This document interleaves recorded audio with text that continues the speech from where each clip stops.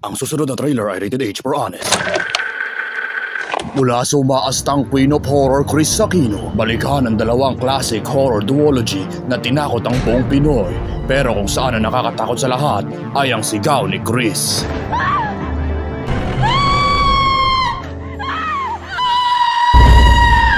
Feng Shui 1 and 2. Tumahimik ka nga, bata.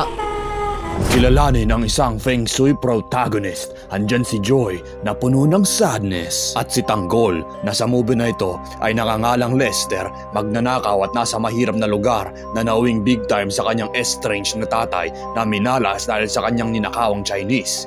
Sino pa ba ang batang Quiapo, di ba? Silang pareho ay makakaharap ang pinaka nakakatakot na puwersa, ang katotohanan na mamamatay si Coco Martin.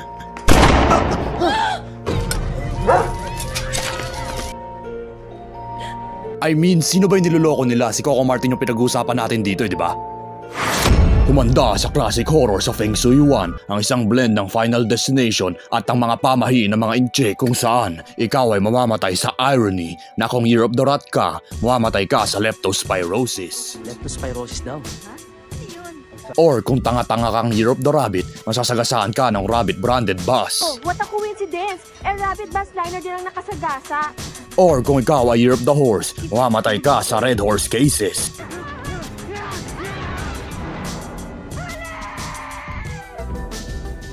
Mas nakakatakot pa ito sa sinasabi ko. Then, panoorin nyo ang Feng Shui 2, kung saan ang konsepto na ginawa nakakatakot ang irony. Ang buong movie naman na ito ay isang irony, kung saan magkakataon kang matondo at bumagsak sa sahig ng chicharon kung ikaw ay Year of the Pig. Okay?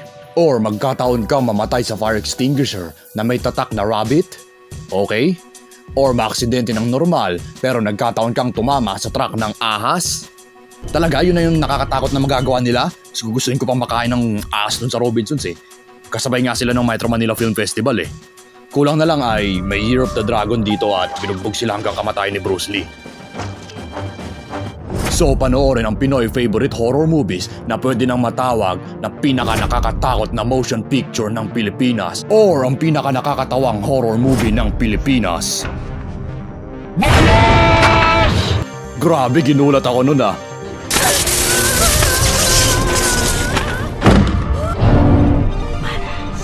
Kalokohan. Starring Chris Aquino's Feng Shui, ang pong anak ni Ramon Montenegro at ang tunay na anak ni Ramon Montenegro, and ang pinakamalaki naming bangungot, Nagbebenta sila ng pirated VCD. Coco Dedo, malas na. Lakas ng tama, pero wasak-wasak ang katawan.